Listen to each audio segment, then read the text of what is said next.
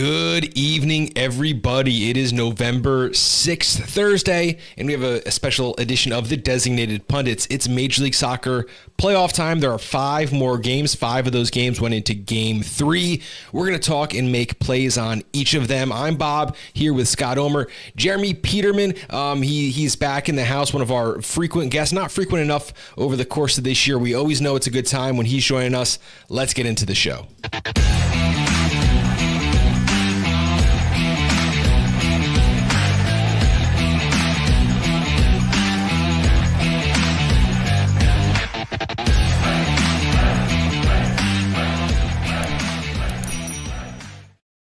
And we're back. 2 episodes in a row, finally.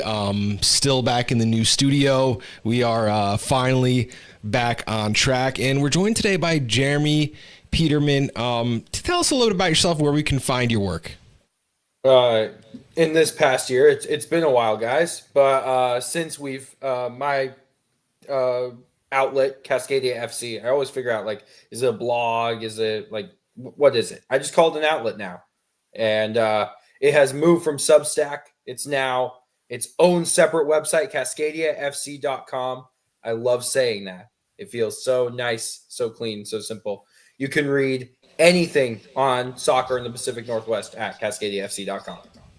Love it. And thank you for taking the time out very, very last minute to join us today. It was literally like, we don't have a third host.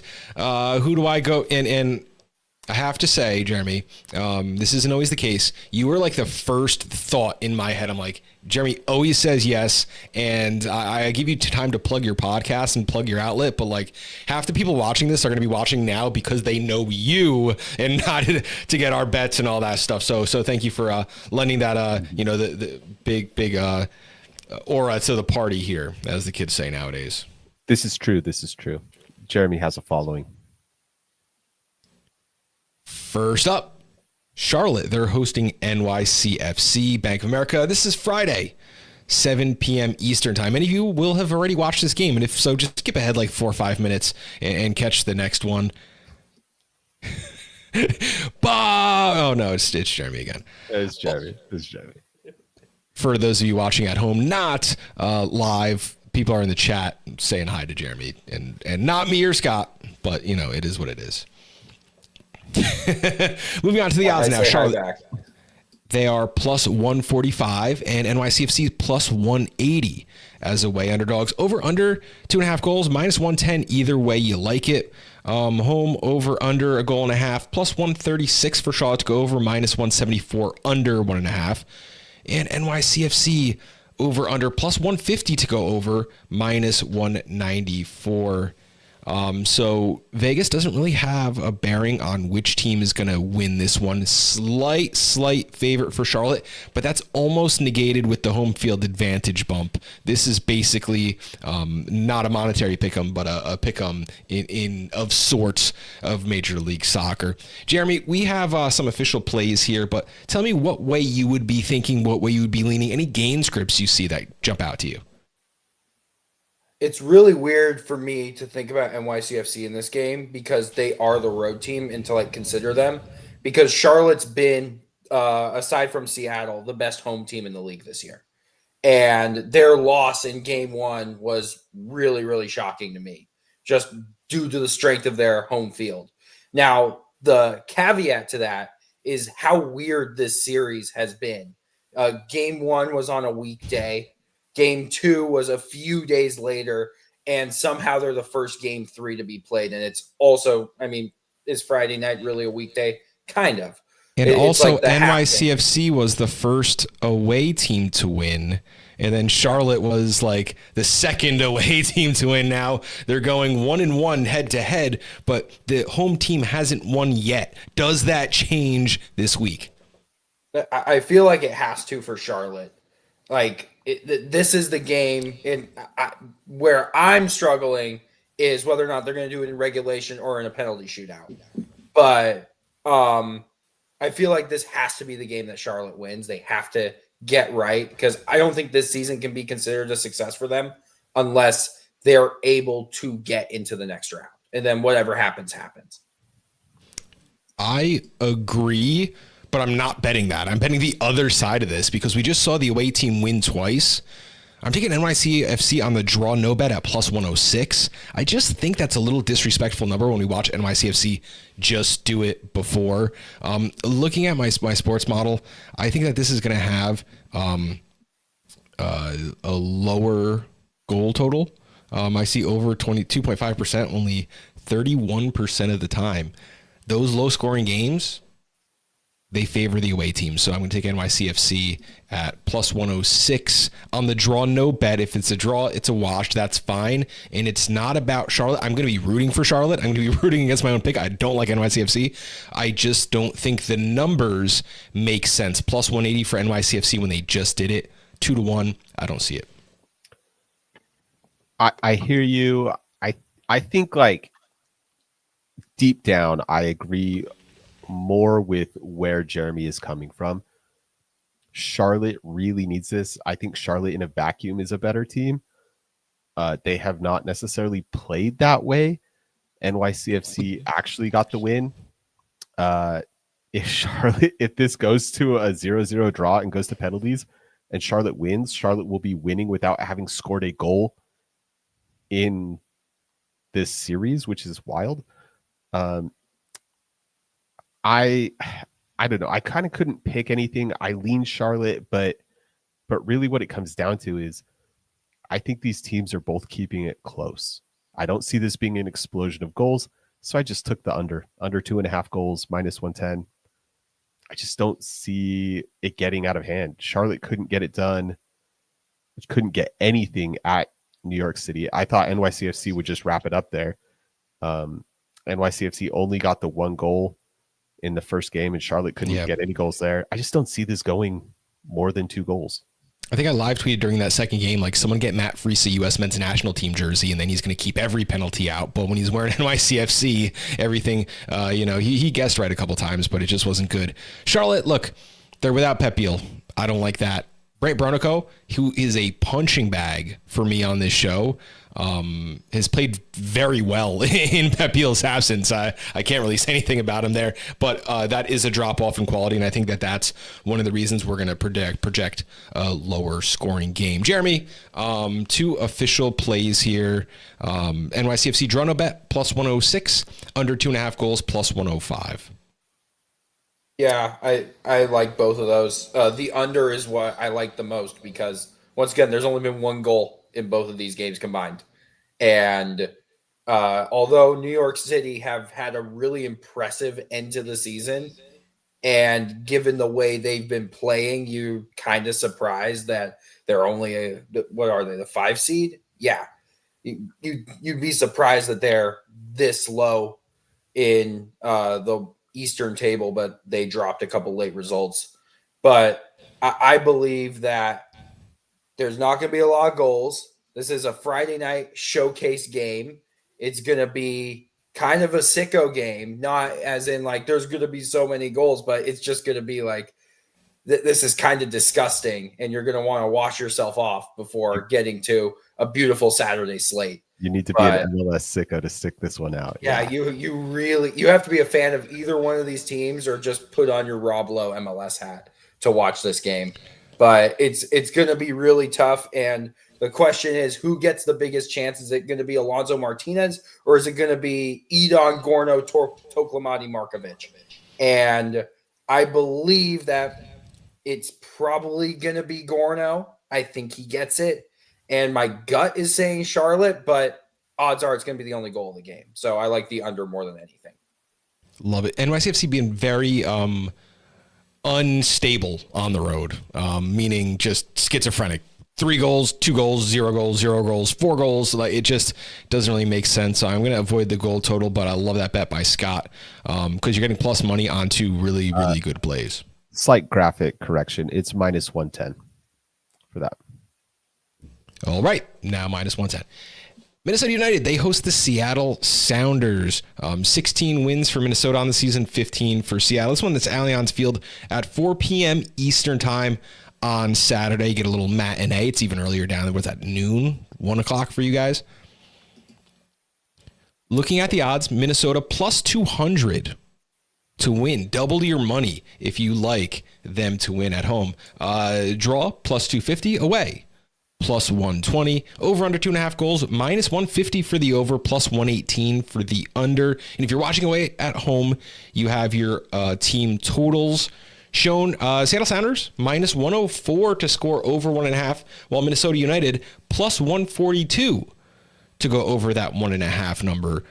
Again, just looking at what the sports book's giving us, it's not double your money plus 200. It's like 2 times your bet. Bet $10, get 30 back, win 20. Loving that. Seattle Sounders plus 120, even money all around. There's a lot of really good plays here, but it looks like the sportsbook's just so heavy on the Seattle Sounders. Jeremy, is that the side we should be looking? I thought that if Seattle was going to win game 1, they were going to win game 2. So them winning in whatever fashion they did, which got a little interesting in the second half due to Minnesota's like 2 goals in 3 minutes right before halftime.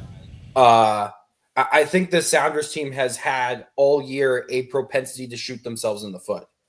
Now, you most commonly see that through the red cards. They've picked up the most red cards in the league this year. Most of those are just second yellows for nonsense plays.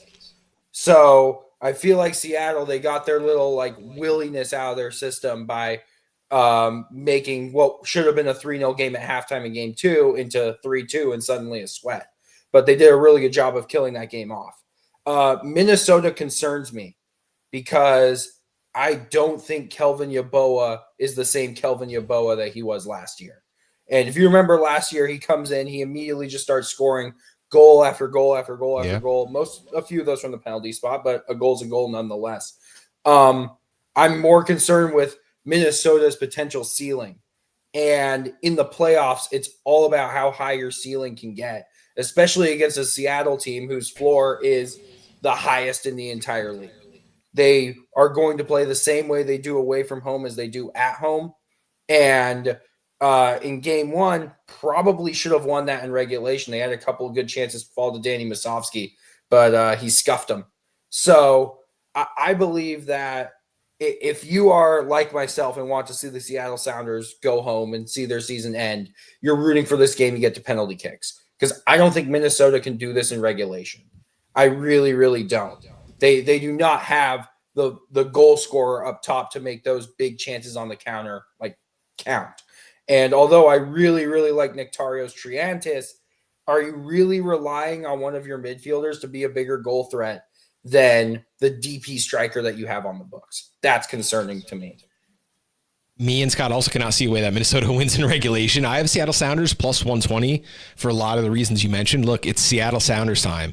It's the playoffs. Like, this is a team that is always going to turn on and be competitive this time of year. We've seen it each and every year start slow, get hot at the right time, catch fire into the playoffs.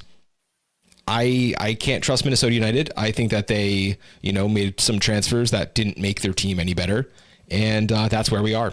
I think that's where we are. And I think Seattle Sounders are going to take this pretty handily. I don't know who's going to be. I have a really bad bearing on the Seattle Sounders team. But someone's going to be putting balls in the back of the net, and it will not be Minnesota. I think that in some ways the Seattle Sounders also have a bad bearing on who that's going to be. But they have, 4 or 5 players who could step up on any given day and be that guy. It could be Morris, it could be Rusnak, it could be Jesus Ferreira, it could be Musovski, it could be Paul Rothrock, like any one of those guys, very capable. I think that this game follows a little bit of the script of the last game in that the early goal opens the game up. Once Seattle goes up, Minnesota has to come out and play. That's where more goals come from. I don't see Seattle being like, yeah, sure, let's take this deep and go to penalties. That's bad for them. Philosophically, I want Minnesota to go out because they play a back 5. You are at home. Go for the win. You have attacking talent. Go ahead, put it on the field. But no, Eric Ramsey's going to play a back 5. He's going to park the bus in his own house. I hate that. And for that you want to see alone, it punished. Yes, be punished. Go home because you refuse to kind of come out and play. I think Seattle is savvy enough to take advantage of that. They dominated the first game. They just couldn't score goals. They took the second game 4-2. It was maybe nervier than it needed to be, but they were the instigators in that game. They'll be the instigators in this game, and that's enough. Two official plays: Seattle Sounders plus 120 and the Seattle double chance and over 2.5 goals plus 105. Moving now, FC Cincinnati versus the Columbus Crew, the third installment of the Hell Israel derby. FC Cincinnati, much better season, 20 wins, 5 draws, 9 losses, while the Columbus Crew, 14 wins, 12 draws, and 8 losses. This one's at TQL Stadium. Looking ahead at the odds here, FC Cincinnati plus 140, Columbus Crew plus 175. The draw's at plus 250. Over under 2.5 goals, minus 184 for the over, plus 142 for the under. Besides just being an amazing soccer game and going to be a great series, Jeremy, what are you looking for in this match? Can we acknowledge just how funny game 2 was? Like, this game was dusted before Kubo got sent off. And after that, this game ends with Columbus having 20 shots, Cincinnati only having 1. That one shot doesn't even find the target. So what you have to be prepared for this game is that Columbus they have more of the house money than Cincinnati does in this game, because you cannot lose a home playoff game to your rivals, especially if that can tank your season. And the way Cincinnati just got so thoroughly outplayed by Columbus, who, like Seattle, can play the same way they do on the road that they do at home, it's a little bit concerning. And also, I've always thought of Cincinnati as a much better away team than a home team, because just basically the way they play. I don't think they're very good when the onus is on them to set the tempo. They're very good at reacting to what opponent teams are setting up to do and taking advantage of just winning second balls in the midfield and quickly getting forward and allowing their all-world front three to cook. I think that this is Columbus's game to lose, because they have infinitely more momentum from just demolishing Cincinnati 4-0 in game 2. I really believe that Cincinnati's going to have to come out of their shell. And if you remember, when these two played in the regular season, this exact fixture in the regular season, Cincinnati takes a quick 2-0 lead. It's gone by halftime. It's gone by halftime. Columbus scores early in the second half. This game is put to bed. So I believe that we could be in a situation to see a similar outcome to that. But I do believe I'm leaning more towards Columbus. And shockingly with that, I think we see the over again, because Columbus has struggled with defending this entire season. They really have. They're kind of a mess at the back. They've really missed Rudy Camacho all year. Even though Zawadzki's done a pretty good job in that role, you really need Rudy Camacho. So I believe there's going to be a lot of goals, but Columbus will score more. And because of that, they will go through. This is not getting to a shootout. I agree with a lot of what you said, but not everything. I think that there's some trends to overlook here, and that's FC Cincinnati is playing really conservatively at home. You just said 5-man backline. I don't think that, but they're scoring 80%. 80% of they're at 80% form offensively at home over the last 5 games, but they're 130% in form defensively. So they're being very stingy and scoring a little less at home. These things, they matter on the road. I think it's going to be a low scoring game. And I think that in this case, it's going to favor the home team. People in the chat, and I'm sorry that it goes up over your face, Jeremy. You're the lowest avatar here, so the chat is gonna go over that stash there. I'd bet Crew after game 2. Yeah, I think a lot of people are gonna do that, and that's why you're getting a good number here. Yeah, this is one that's gonna be what it should be. It's 2 rivals, and the home team wins each game. Plus 140, FC Cincinnati. That's my official play. This one was so tough, right? You want to talk about teams or games that you don't have a bearing on. This is a rivalry game. Anything could happen. to swing from an FC Cincy, 1-0 win to Columbus going up 4-0. That's a wild swing. And you look at Columbus's offensive kind of, just roster. I don't love that. Daniel Gazdag has not been it for them. Diego Rossi sometimes is like carrying this team offensively. But then they just go and put out 4. Sure, go ahead. Really tough. I didn't want to pick a winner. I didn't want to pick over under. So I went to the one thing that I found that was consistent, and that was Cincinnati cards. Since he's had 4 cards in each of these games. And so I'm taking Cincy to have over 2.5 cards. Any card, yellow card, red card, give it to him. I'm taking the over on cards. That is -110. Let's go. 2 yellows turning into a red. Is that 2 cards or 3 for the prop bet? I actually don't know that information. I should probably look that up. I don't know that. It's probably just 2 separate cards. Offhandedly, though, I would. Yeah, no, you're probably right. I don't want to speculate. We'll see. Hopefully, it won't come to that. Cincy cards over 2.5 -110. That could be a first half prop. FC Cincinnati +140. Those are 2 official plays. Moving on now, Inter Miami. They are hosting Nashville SC. This is an 8 o'clock Saturday game. This is the prime time one. You'll see ads on Apple TV, although they've ignored MLS most of the rest of the year. But this is the one they want, and you see what we want. -210 for Inter Miami, +470 for Nashville SC. I think that MLS wants this to be a Miami game. I think the officiating might be a little bit in Miami's favor, but they're going to be without Luis Suarez, who got suspended for violent conduct. So a lot of moving pieces here. Over 2.5 goals, -295. I haven't seen a number like that in a long time. That's like high school odds or something like that there. +220 if you like a lower scoring match, which I think I actually do favor a lower scoring match, meaning like I don't think it's going to be 7. That's my threshold there for a low scoring game when Inter Miami's playing. Yeah. Jeremy, how do you see this kicking out here? This is interesting because I believe in game 2, Nashville, they kind of found a formula to neutralize Messi, which it's insane that you're like, I'm saying this, but Callahan goes back to the 4-2-2-2 after trying a 4-3-3 in game 1. What he does is instead of putting like an actual winger on the left wing, he puts Matthew Corcoran, who's a central midfielder, and his entire job is just to go back and constantly keep Messi out of the play.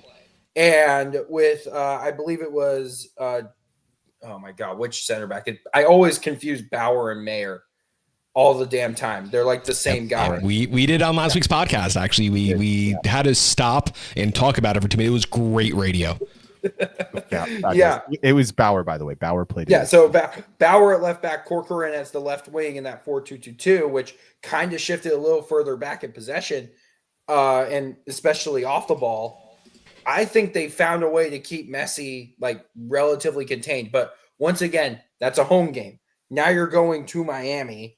And it doesn't, like, all of these numbers to me are just disgusting because it's expecting Miami to score at least 3.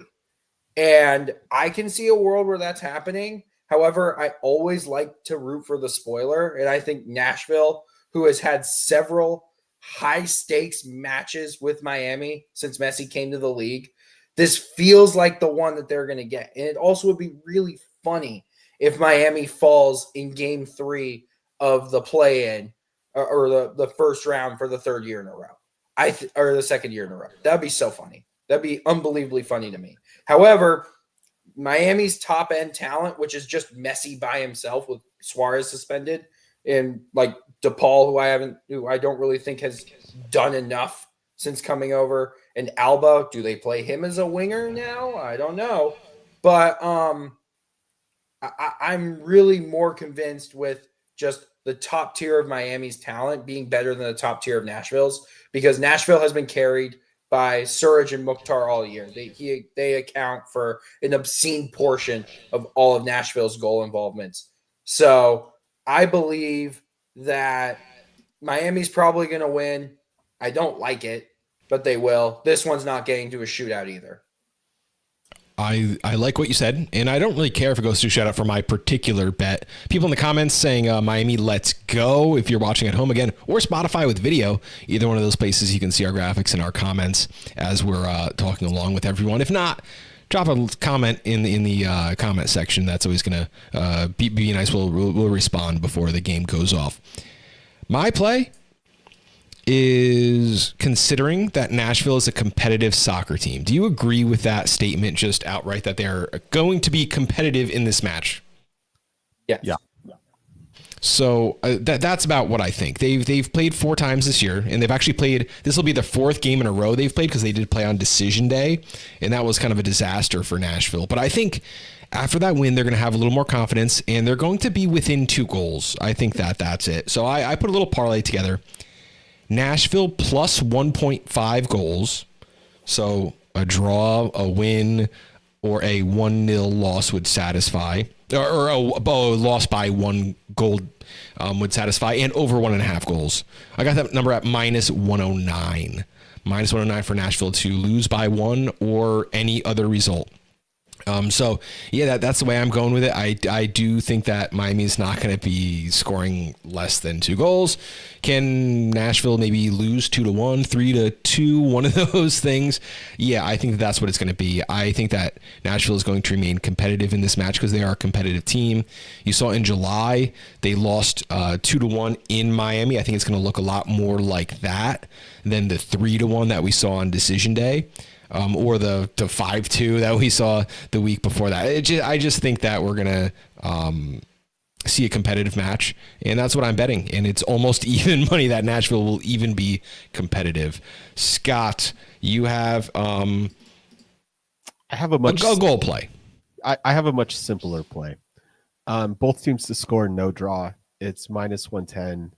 I do think both teams score in this game. I don't think Miami's defense is anything to write home about, unless it's the fact that they just are not super great in a league of not super great defenses. Nashville, I think Sam Surge I think he's a tremendous player. I think Hani Mukhtar is still a tremendous player. I think the rest of that Nashville roster is actually quite good, probably underrated. All of that said, Miami's offense continues to do Miami offense things most of the time. I don't need them to do it in this game. A 2-1 win for Nashville is just fine by me.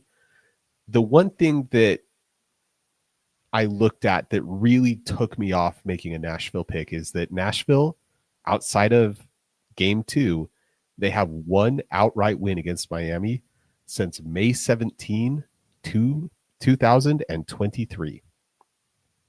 And they have played, like Jeremy said, they have played a lot of high stakes games, and they are not winning those. Miami is the team that is doing the goal scoring. I know Nashville, big chunks of that. They went through a lot of transition. Nashville fans, don't come for me. I love you. I watched the transition. Nashville's a much better team now than they were before, but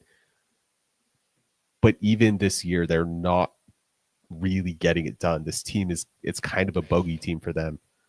And so, yeah, this game can be messy. In terms of like untidy.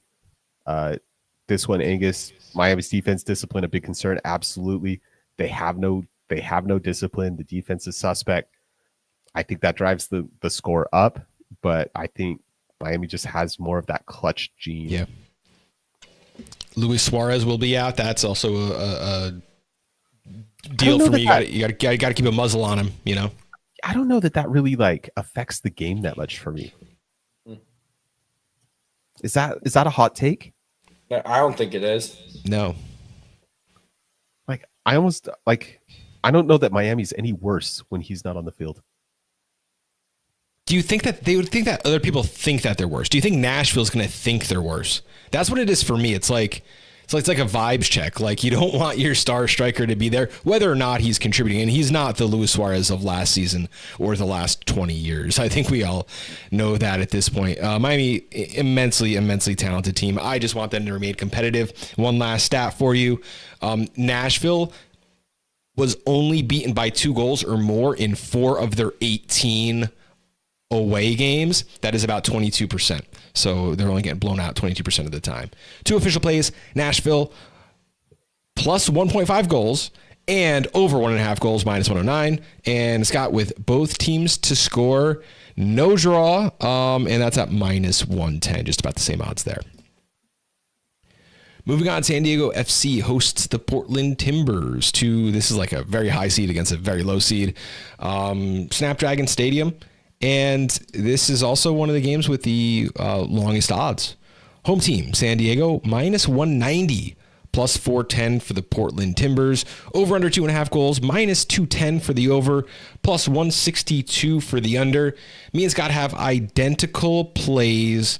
But Jeremy, the big man in charge, tell us how this game is going to end. This series should be over already. I think you guys know that. I don't feel any shame in saying it.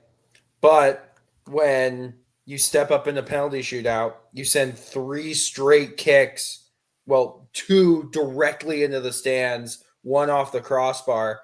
It does beg the question, do you have the composure to win a playoff game? And not just a playoff game where the other team gets a player sent off in the 66th minute and you're basically on cruise control for the rest of it because aggregate scoring doesn't matter in this format. You have to take a huge look at yourselves and say, we've massively, completely rewritten expectations for us in this year. We've completely, we've shown everyone what it's like to build a sustainably competitive expansion team from day one. We're not St. Louis. We didn't do it that way. We didn't get this top seed in the West by just creating chaos at every single opportunity. We did this by doing it the ethical way, with ethical ball, beautiful rotations in possession. We have our own player who is on a level to Messi in this league, in Anders Dreyer, in the way that he is constantly a threat whenever he gets on the ball. But then you go to Portland in game 2 and you experience Portland Timbers playoff magic. And you've never seen Portland Timbers playoff magic before. You've never seen what happens on a cold, rainy night at Providence Park in the fall. You don't know this. This is something that is league heritage. The Portland Timbers, since they came into MLS, they find ways to make the most improbable playoff runs. And they do it by creating moments exactly like they did in game 2, where their rookie striker, who hasn't scored a goal in MLS all year, barely gotten any minutes, rises up like a salmon at the back post with the last kick of the game to send it to penalties. They don't know. San Diego doesn't know how this works. So now they have all the pressure in the world to get this done in game 3. And they're going to have to do it without the goalkeeper who's been starting for them most of the year, CJ Dos Santos. Hope he's doing okay. He has a fractured cheekbone. That's not fun. That was a nasty pick. Yeah. And another thing that's worth looking for in this is the injury report to see how is Luca Bombino doing. He had to get subbed off in game 2 due to injury. And one thing about the Timbers, they started to get a little bit healthier to the point where summer signing Matias Rojas wasn't even on the bench for game 2. And it turns out they didn't really need him. But what they do have is their new DP, Christopher Velda, who scored in back-to-back playoff games, his first 2 goals for the club at the highest stakes moments of the season. So what you have is a team that's operating fully on house money. That's the Portland Timbers. They are more than happy to get this game back to a penalty shootout. And then you have San Diego, who have been playing beautiful soccer all year, scoring at all the right moments, particularly in these road games, but they haven't been great at home, have they? They've been good. They haven't been great. So this is San Diego's biggest test during this season. They have to find a way to beat Portland. I don't think they're going to do it. I am a Timbers fan. I don't think they're going to do it. If they had their chance to win this series and they sent 2 penalty kicks directly into the stands. I do not think they have the composure to properly manage an MLS playoff game. And that's something that you don't see in the stats. That's something that you see on the tape. And they didn't play that well when they had the lead in game 1. They could have given it away, but they got saved by that red card. In game 2, they took the lead early in the second half, and they just allowed Portland to keep the ball entirely in their half until eventually the dam broke and they got that goal. So I think San Diego is going to have to manage moments in this game as opposed to managing the entirety of a game by going up a goal, because they're probably going to score first. You know, that's what they do. They are the better team. They have better attackers. They're probably going to score first. But it's what happens after that that will dictate the rest of this game. There will be goals. There will be an abundance of stupidity because it's the Portland Timbers in the playoffs. But I also think we have an 8-1 upset. And that's something I wasn't saying until Gage Guerra's header hit the back of the net. I was like, oh, there it is. There's the magic. It's just Portland Timbers playoff magic. You can't explain it. It happens. You talk about Portland having the guts to go out and win a playoff game. I want them just to have the guts to go out and win an away game. That's what they beat LAFC 1-0 on July 26th. Scott, yes, what month was their other previous win on the road? Before that one. March. Yes. It was actually April. They started 3-1-1 on the road, and then went 1-4-8 over the rest of the season. And look, they aren't good at home. They aren't good away. San Diego isn't really that good at home. They're not scoring a lot of goals. So I think this is going to be a low scoring game. I like San Diego to win it outright, as does Vegas at -190. Keep in mind, this is for 90 minutes only. A shootout will not win you a San Diego bet. My play, and I kind of had to stretch it a little bit to do it. I took San Diego, and then I started at 6.5 goal under, and then I went until I got to even money. So I got +106 on San Diego FC and under 4.5 goals. I haven't seen more than 4 goals in San Diego since they lost 4-3 to Houston on July 6th, or they beat FC Dallas 5-0 on May 4th. Outside of those results, it just doesn't really happen that they get to those high totals. I think this game is going to be a little chippy. I think this is going to be a kind of a sneaky good watch, but I do think San Diego is going to have the firepower to put it away easily. And this is another one of those games that, like, okay, you take the home team each time, and it really shouldn't be, because neither one of these teams has a crazy home field advantage this. Well, I guess Timbers do. San Diego doesn't have a crazy home field advantage. They are better on the road, but I took the team I wanted to win by a lot, and then I just went goal total until I got to 100. San Diego FC under 4.5 goals at +106. I couldn't improve on that bet. Basically, I looked at it. I think the numbers are really disrespectful to Portland, but I sort of lack the faith in Portland's ability to do it on the road. And that's not really an indictment on the roster or the players. I actually think the roster is pretty good. I can't poke at a lot of those players and be like, oh, that guy's no good. That's a hole. It's more like Phil Neville still doesn't have my full confidence. He found something in this last game, a more balanced 4-3-3, a better press, a little bit more energy, and that was enough to get them a 2-2 draw at home. What is my confidence that Phil Neville will be able to repeat that? I don't know.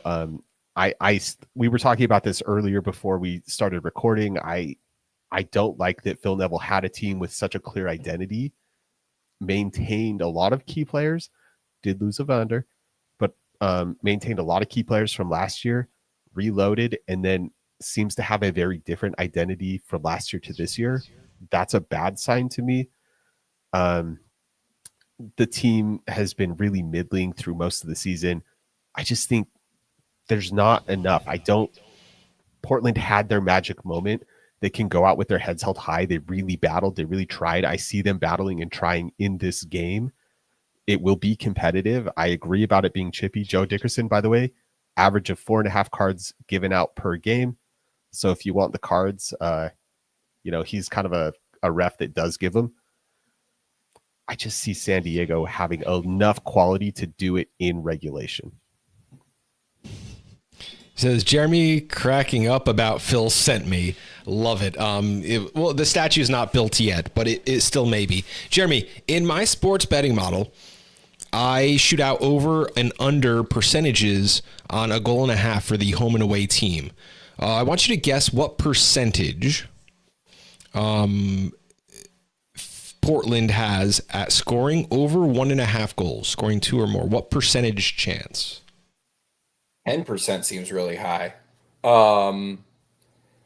Let's go in the middle of that. Let's go 5. It's 14.86. That's nuts to me. That's kind of nuts to me. And the reason why is the goal scoring has been the problem this year. And it isn't just the goal scoring, it's been the creation. Like, they just are not creating any opportunities, and most of those opportunities that they're missing. They missed 2 big opportunities in game 1, 2 humongous chances to tie this game right before that red card. One of them is a breakaway 1v1 chance that Anthony puts wide to the far post. The other is a header from Kamal Miller that goes over. So it isn't so much about they have a trouble scoring goals. They have trouble finishing their chances. They have trouble finishing their chances, and they have trouble creating those big chances. But they do have Christopher Velda, who has been the best player in this series. He's been better than Dreyer. He's better than Dreyer game 2.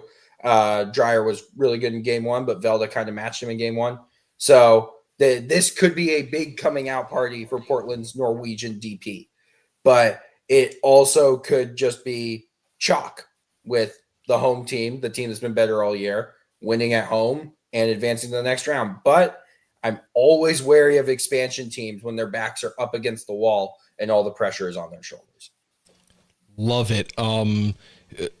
Portland actually did score twice on the road in 3 matches. In the 3 of the first 4 away matches of the season, they scored 3, 4, and 4. They scored 11 away goals in just 3 matches. The other 15 away games, they have just 6 total in those matches. Yep. Let's take a look now at our official plays. You have 5 from Bob, 5 from Scott. Alex and Deon taking the night off, but Jeremy's here kind of playing referee and dropping his insight, which is always a fantastic time, always eye-opening. One of my favorite guys to talk to, just because there's no ego here. We're just talking soccer. He's sitting back on his recliner, getting the lazy boy up. Is that the vibrating or the heated one? No, it's actually like the end of a couch. It's a 3-piece couch with 2 recliners on the end of it. And all I need is just a little bit of recline. And I'm there you go. You have your TV on, you have your iPad, watching the 360, watching your team. Being a West Coast guy, that must be great. Just kind of all the soccer's over, and then you get to go watch. I call that the wife and the dog are asleep. TV's my own time. I get to watch some Portland Timbers or another team who's going to actually win this weekend. Gentlemen, you don't have to watch the Portland Timbers. Actually, they for a lot of these recent months, a lot of people didn't want to watch them, but now we will. They're in the playoffs after all. Have a great weekend, guys. Remember, soccer starts on Friday this week. Most of you are probably already watched this, maybe even after the first match has gone live. Thank you so much for joining us. Jeremy, thank you for being a special guest tonight. And thank you all of you for tuning into the Designated Pundits.